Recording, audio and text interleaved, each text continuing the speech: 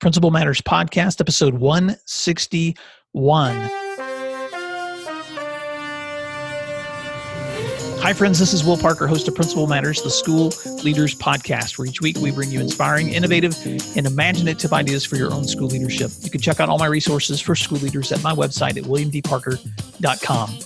This week, we're talking about questions from principal listeners, part 2. My co-host, Jen Schwanke, who's also the author of You're the Principal, Now What? Strategies and Solutions That Work for School Leaders, and the principal of Indian Run Elementary School in Dublin, Ohio. Jen, welcome back to this next episode of Principal Matters, and thanks so much for joining us as we wrap up our series together by answering questions from listeners. Hi, everyone. I'm so glad to be back, and I just love the questions we're going to take a look at today, Will.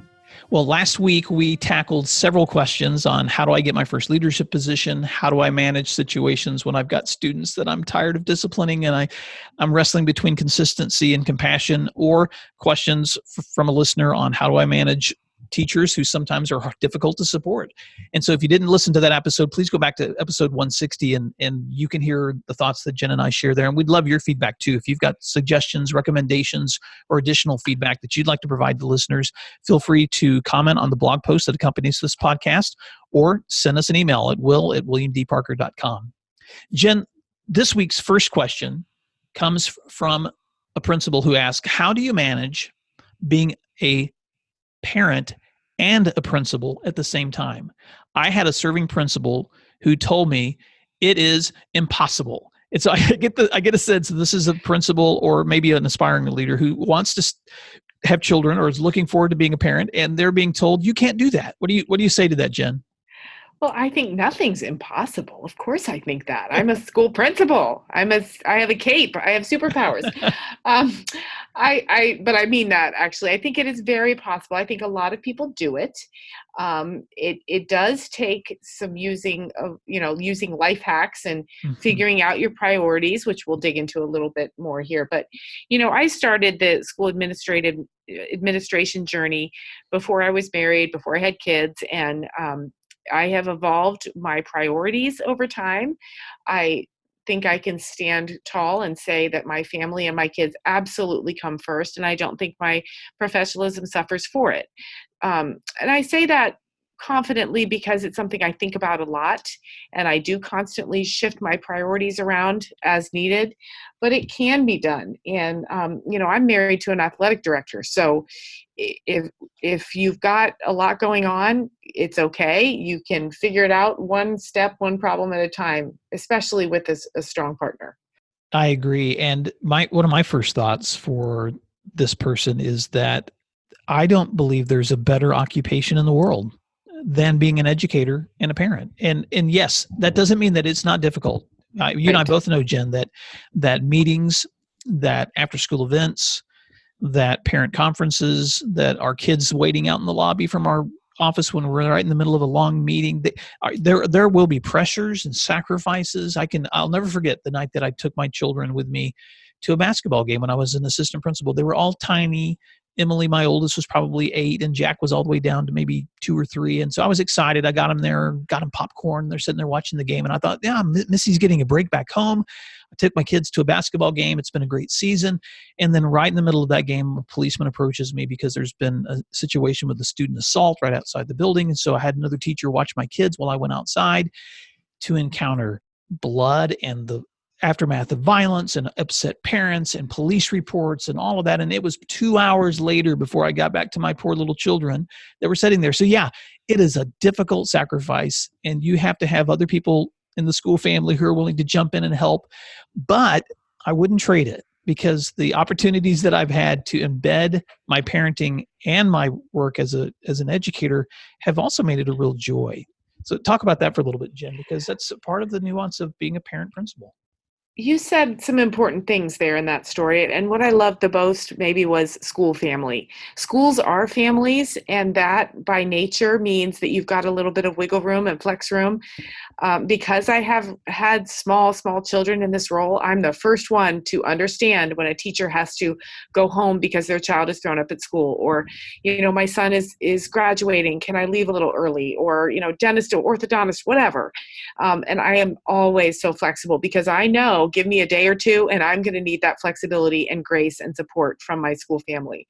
I think that it is, you can't go into this profession of children and of growth and of challenge and not have that kind of flexibility with yourself and with your school family. I've done that before too. I've said to my kids, your mother has a big problem to solve. I need you to help me with this. And I think it's made my kids better people. I do. I think they know what hard work looks like, and they know what priorities look like. Well, when I think about principals or other leaders that may say to a younger leader, you can't be a principal and a parent, it's impossible. They're usually speaking from an experience of pain themselves, Exactly. or frustration themselves. And I'm not saying that because I'm judging anyone, because I've been that parent. You've heard my story before, Jen, and I've shared it with listeners in other episodes of when my wife and I sat down and she had to explain to me that I had become the shell of the man that I used to be, that I was no longer being a parent except on the weekends. And I had to reprioritize the way that I was leading and being a parent, or I was going to have to get out of the profession. And I've sat across from older administrators who have a lot of regret because they felt like they missed out on the growing years of their children. Or they felt like they gave everything they had to their school to the sacrifice of their own family. And those are real. Those are real situations. So I don't want to ignore the realities that can happen, but I do want to encourage leaders that doesn't have to be the norm, that you can take a step back in any situation and try to find that balance. And let me just say this, if it's impossible for you to find that balance in your scenario or your situation, then you may need to consider a different place, a different profession, or a different school. And so that's just reality. But most places you have the opportunity to, well, I'm going to say in every setting and in every day, you have the opportunity to make a choice. And the choices that you make are, where are you going to prioritize your time? And so there are let's talk a little bit some of those life hacks, Jen, some of those things you can do to make choice, to make sure you're embedding parenting into the process of being a principal. Okay, well, this is where I geek out because I love my life hacks that make things work well in my home. I am going to get really specific here, but some of the things I do are I make meals ahead. In the summer, I set a goal. I'm a goal setter, and I try to have 25 frozen meals in the freezer by the start of school. So I'll take a few days over the summer, and I sling out lasagnas and taco bakes and grilled chicken breasts, and I have them all frozen. And I do that again over Christmas break as well. I live by a calendar, and I'm not a slave to my calendar, but I check it every single morning to know what's going on. I think about efficiency a lot. So I'm going to go to the grocery store once, maybe twice in a school week. That's it. And if we run out of milk, we're just not going to have milk for a few days. So I don't let myself get all harried and run around town trying to be super mom and super principal. I just have learned what to let go. And that's one of my biggest life hacks, actually, is let some things go. I don't have to be perfect at everything. And you know who's better for it is my children. Yeah, well, I'll give you some of our life hacks because I really like all of those, Jen. One of the things that we've done, and I'm going to give my wife kudos for the life hacks that we use, but one of the things that she's done, because with 4 children and a dad who was a principal and kids from high school down to junior high, you know how busy that gets because we have drivers now. We have all these other places that we are in life now that they're older. So she, at the beginning of every week, takes a dry erase marker and writes on the front of our refrigerator everyone's schedules for every single day, where they're going to be at what time and who's going to be where each night and each evening or each afternoon, or where I'm going to be. And often she'll also make a list of what meals we can expect that week for each night of the week, depending on where we are as well. And just that ability to just take a step into the kitchen and look and see where all of our lives are going, it provides a lot of stability in Right. those days ahead. I'm going to tell you about 2 more quick life hacks. One is I never make one meal. I always make two, and I freeze one or I put one in the back of the refrigerator. So it takes about 4 chicken breasts to feed my family. I always make 8, and then I've got some left over, and so on. The other life hack, and I'm saying this about half kidding, except I'm really not. When I first started dating my now husband, he pointed out that I was terrible at folding laundry, which was the smartest thing I ever did. I said, okay, you do it. And he's done the laundry ever since. So somebody can be maybe kitchen person and somebody can be laundry person. And if you're doing it all by yourself, maybe this is a great life hack, is really rely on help. Whether it's hiring somebody to help clean your house or really tapping into those willing grandparents or neighbors or friends. It does take a village. That's one of the most common quoted lines, and for good reason. I love that. It reminds me of when my wife decided to stop doing our kids' laundry when they got old enough to start doing their own. And she told them, guess what? You can now do yours. Right. We'll do ours. And then sometimes we have things we share. But yeah, that's huge. Any other thoughts on that? Because I know we've done some previous episodes. And so listeners, if you want to go back and listen to 2 or 3 episodes that Jen and I did on parenting as principles, we talk really specifically about some of the ideas that I think that are important for you to consider as you step into that role. But I appreciate that question because the answer is it is not impossible. You can lead and parent together. And when you embed those kids into your routines, take them with you to activities, take them with you to games, ride together to school, have them store their stuff in your office. Right. Build in those routines where you can see them regularly and connect with them. And your kids are going to be different depending on their personality. Some kids want to be hugged and some kids want to be left alone. But figure out what those are and then embed yourself into those moments with them, because you're going to have so many great experiences watching your kids grow with you. Absolutely. Absolutely. Next question. This listener asks a question I'm so glad was asked while you're helping co-host today's show, Jen, and that is, how do I most effectively lead as a woman administrator? Because I know, especially in my travels that I do now that I'm in my role as a state association director, when I go throughout the state visiting and even into other states, it depends often on where I go. I'm just going to say, frankly, that urban and suburban areas tend to have more women leaders. But when I get out into rural areas, I see less and less women leaders. But then even sometimes in larger districts, men still may be outnumbering women in the number of high-level leadership positions. So Jen, I'd love for you to speak to that first. How do you most effectively lead as a woman administrator? I've never made it my identity to be a woman administrator. I feel that my identity is that I'm a good administrator. And, we could spend an hour talking about what that means, but I have definitely felt that being a female was an issue at times, or not an issue, but it was, something kind of unspoken in the room. But I have refused to make that an excuse or an explanation for any decisions or any path that I have taken. I think of that phrase we spoke about in our last podcast episode, which was go where you're wanted. So if there are areas that are not ready for a female administrator or are going to make your life, a horrible existence just because you are who you are, then you don't want to be there. And you have to let time pass or remove yourself from the situation. You want to be affected. You want to be appreciated. And at the same time, us women can't use our femalehood as an excuse for anything. And, I'm just going to use a very basic, very cliched example. But, a lot of times a woman needs to have a good cry. And that's okay. But what I won't do is use my good cry as a way to get out of a situation, as a way to make anyone else feel bad. I won't use it as a manipulation tool.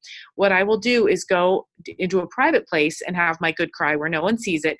Just like, again, stereotypical and cliched, but just like a man might get angry and need to say some choice words. A man would never, an effective male principal would never do that publicly. He would go take a walk, as you've said you've done in the past, or call a trusted friend, get it out. But I never want to, again, use the things that make me a woman. I wouldn't want to use them as an excuse to define any sense of being ineffective. I agree. And let me just speak to this question from the perspective of someone who's been led well by other women. And so the principal that I had who mentored me for the last position that I had, I was in the assistant principal role in that building with her for 7 years. And so for 7 years, I got to watch leadership from the perspective of a woman principal. And one of the reasons that I came to work in that building was because she recruited me and because she was an inspiring leader. And so the things that she did in that role were always modeling for me the things that I wanted to do in my role. She was consistent. Mhm. She was a strong communicator. She was courageous. She was compassionate. She was supportive. And probably the area that she had more strength than I did, and I'm not going to say because she was a woman, but I'm going to say that women tend to have a tendency to be more relationship driven. Mhm. And so, because she was so much stronger at relationships than I was, I had to learn to become stronger at relationships because she modeled it for me.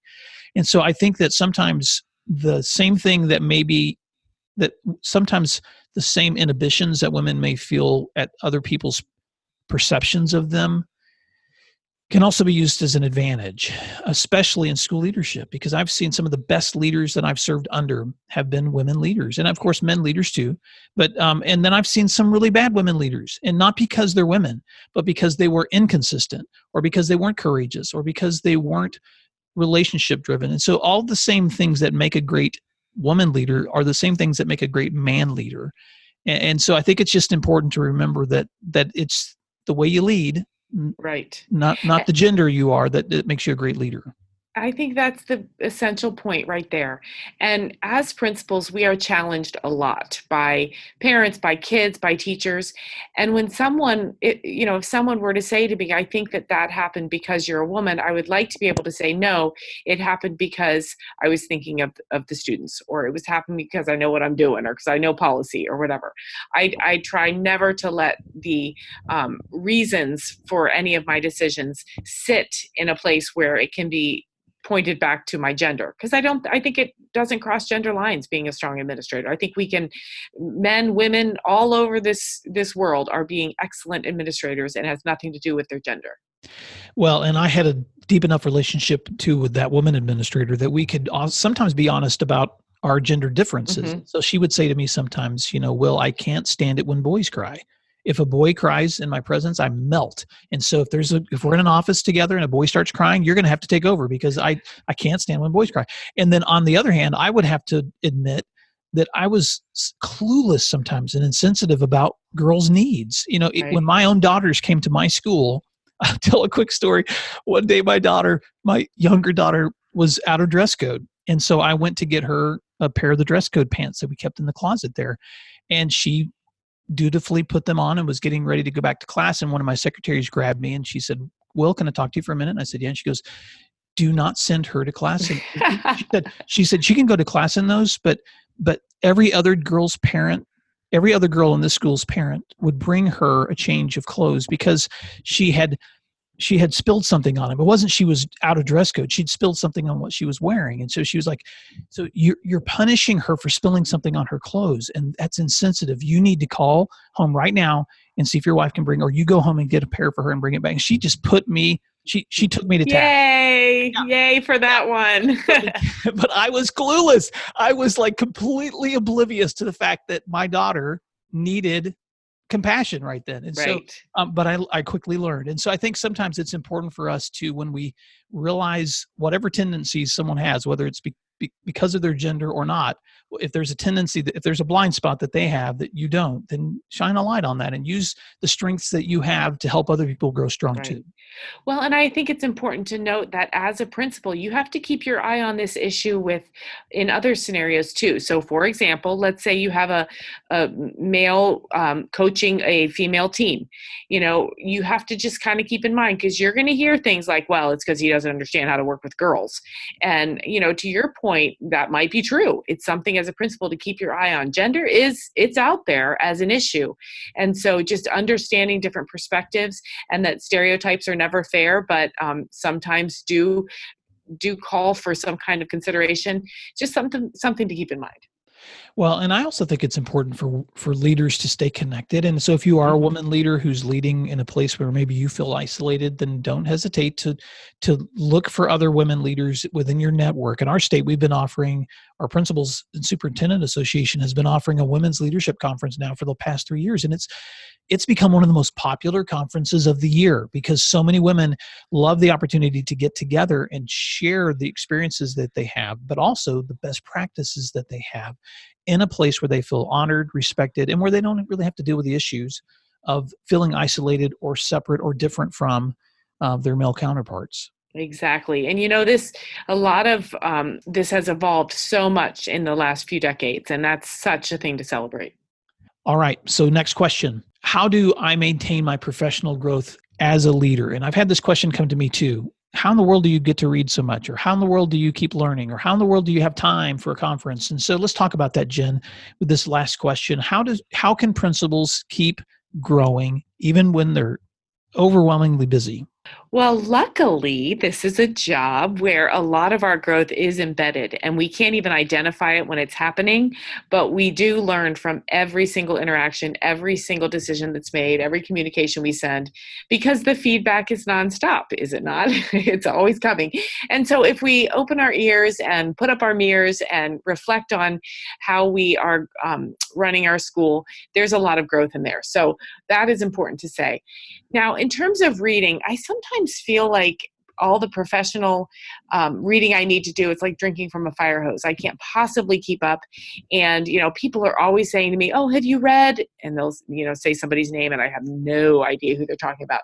So I am perpetually feeling behind or uninformed. And I've come to peace that I just can't ever know it all. And that's okay. But with that said, I do keep an eye on, Twitter or podcasts like we're doing here. And, your site, Principal Matters, is a wonderful resource for principals attending conference. I just do what I can and have to be at peace with my best. I'm just going to say one of my favorite ways, because all of those things are ways that I love to learn, but I'll pick one of my favorites.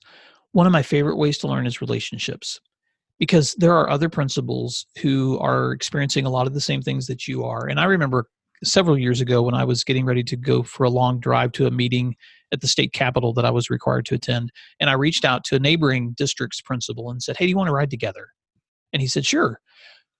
Those 2 hours on the way there and those 2 hours on the way back were so powerful that I had my laptop out just taking notes the whole time, because every Mhm. time I would bring up a topic or he would bring up a topic, we would share ideas that neither one of us had ever thought of before, or things that were happening in our buildings that we could steal from each other. And so sometimes the best PD you can get is just sitting down with another principal. I am so glad you said that. We had a principals meeting in my district 2 days ago. There's now 12 of us in the elementary level. And our director said, what do you want for PD this year? Which was a great question. And in the end, what we landed on is conversation. We Mm. want to talk. We thought, could we have like a question of the day or a topic of the day, things that we're really struggling with that we could just talk it out. And my group of elementary principals, we do actually send emails and we call them QOTD, question of the day. And people will just throw out, "Hey, what do you do about this situation?" And then you've got 11 different answers that might potentially come in, and you can consider them all and think what might work best for your school. So you are exactly right. That time with another principal can be better than the hundreds of dollars you might spend to travel somewhere. I agree. Well, let me share some of my learning hacks, because that that question that came to me also came with the explanation that reader or listener felt frustrated that at his or her inability to keep up or to read during the school year. And so I don't know what your learning hacks are, but here are some of mine. I like to keep audiobooks downloaded on my phone. So if I've got a topic that I want to learn about, and I'm just going to be honest, not all my audiobooks are education books. I love to read things that are outside of our profession. I'm reading Blink right now by Malcolm Gladwell. It's not an education book, but the ideas of the psychology that happens in our unconscious minds that affects the way that we make decisions. Well, guess what? That's a big part of who I am and you are. And so I can learn through listening to nonfiction. I can learn through listening to novels. I can sometimes just be entertained and be inspired. Sometimes I download podcasts. If there's a leadership podcast that I really like, Michael Hyatt is somebody that I've really admired and listened to his work, as well as other podcasts like Justin Bader's Principal Center or Jethro Jones Transformative Principles. And so I try to keep a menu of audio options on my phone so that when I'm driving someplace long, if I'm on my way to a school event, if I've got a commute, then I can plug that in instead of just vegging out or getting angry at the news. I can I can I can take some time to learn. And it's the same thing with chores or work back at home. Sometimes I may have a project I'm working on. Well, I can pop in my earphones, working on a project and learn a lot in the process of getting those things done. So sometimes just embedding those. And then one other hack, Jen, for me is I just try to embed times in my day where I need to learn. So for me, before I go to bed every single night, I try to take some time to read, even if I'm really tired, just because even if it's just a page or even if it's a chapter, whatever it is, over time, I eventually get through that content. And by the end of the year, then I've been able to digest content just based on those practices. I've got to sleep, so I might as well read before I do. I've got to drive, so I might as well listen to something while I'm driving. So those are some things that I've been able to do that have helped me digest more content than I probably would have otherwise. Now, my two professional learning hacks are a little bit different than yours. They're going to come from the other end, which is if there's days, weeks, months where I feel like I haven't been able to learn something new, what I try to tell myself is actually I don't have time because I've been so busy learning. As an example, during teacher evaluation time, I feel like I don't have a moment while I have to get all my evaluations done. But then I think, wait a minute, what if I flip the narrative in my own head? And instead of feeling guilty about not cracking open a professional book for 3 months, what if I tell myself, what have you learned about feedback? What have you learned about connecting with teachers? What really hasn't gone well with this process and how can you change it? So if you're too busy to learn, you're probably really busy learning. That's one thing I would say. Oh, cool. Can I just stay there for just a minute? Because I really want, Principal Matters listeners, I really want you to take this with you. If nothing else from today's conversations, I want you to take this with you that Jen's talking about, and that is the power of reflection.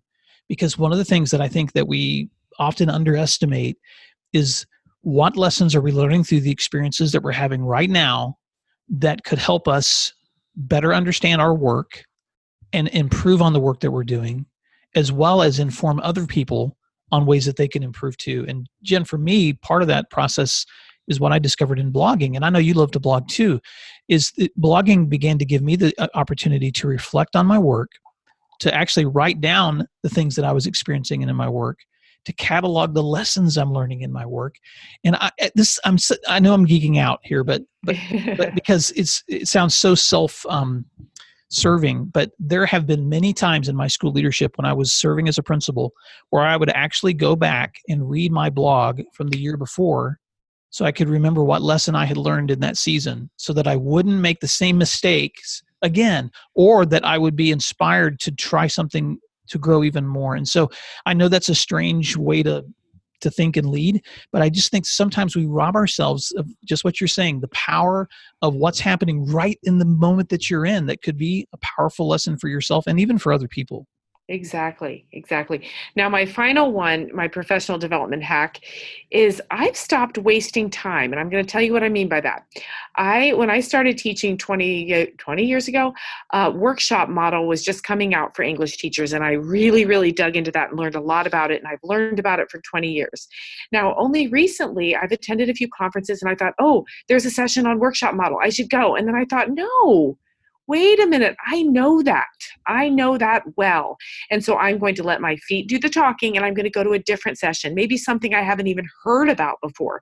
We tend to migrate to areas of comfort and areas of our own expertise, and that's a mistake. So I'm trying to not waste my professional development time on things I already know and go to things I really don't know anything about. Wow. And that makes me want to encourage listeners to consider this too, especially those of you that have been doing this work a while. You seriously need to consider, if you're not already doing this, you seriously need to consider being the people who are presenting, not just learning at conferences. And because I believe that it's such an important part of our work to begin to teach the things that we know to other people. And so I've worked with administrators who have been doing this work for a very long time. And some of them have just years and years of depth of knowledge but some of them may not be sharing that with other people. And Right. so that's like a treasure of information that no one else can have access to.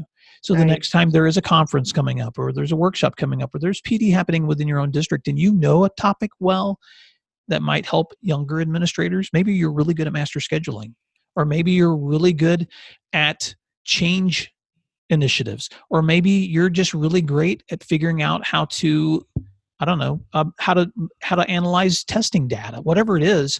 Think about what those things are that you're good at, that you may think, well, that's a no-brainer. Well, it probably is for someone else, a It difficulty. is for someone else. Yeah, about, somebody else hates it and somebody else is scared of it. So absolutely. yeah, how can you share the knowledge? So Principal Matters listeners, as we wrap up this week, thank you so much for reaching out with questions. And I just want to encourage you, if you have additional questions that Jen and I can be responding to, feel free to reach out through my email at will@williamdparker.com. I mentioned last episode that Jen is going to be taking a break as she steps into the school year with her responsibilities, also because she's doing some teaching in the role of at a university role, as well as the role that she plays as a principal and a parent and an author.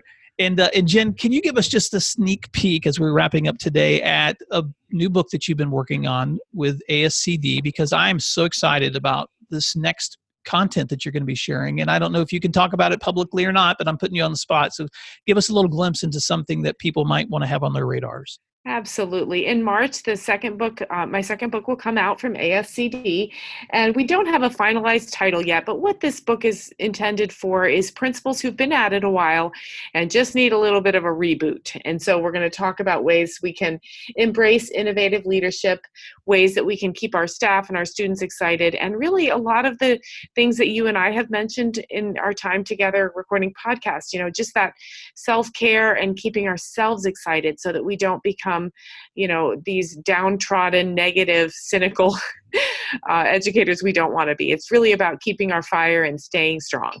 Well, and if you're not following Jen on social media yet, you need to be. So Jen, share your Twitter handle, and where can people find you if they want to read your blog? I'm on Twitter at Jen Schwanke, JenChwanke. And you can also follow my blog at theprincipaltalks.com. And so I'm out there doing some presenting and connecting with colleagues. So look forward to hearing from anyone. And I will say the Principal Matters, this website's wonderful. So I hope other people will go to it as well, too, Will, and follow your thinking. Well, thank you, Jen. And I just want to wrap up today's conversation also by mentioning that several weeks ago, I began to announce that for the 2019-2020 school year, I'm considering doing some masterminding. And so if you are interested in joining a mastermind group where you could connect with like-minded leaders 1 hour a week, along with me, for some intense discussions, coaching, the same kind of thing Jen and I are doing right here, this kinds of conversations, but to dive deep into your own school leadership and your own goals, then reach out to me at my email at will@williamdparker.com. Just put mastermind in the subject area and your contact information in the email, and I'll be glad to follow up with you. So Jen Schwanke, thank you so much again for the time that you spent co-hosting for this series that we've done together. I am so thankful for the knowledge, the value, the resources, the information, the inspiration, and the relationship that we've been able to build through the series together. And Principal Matters listeners, thank you so much for taking time to listen, to learn, and to grow. And until next time, thanks for doing what matters. Thanks, everyone.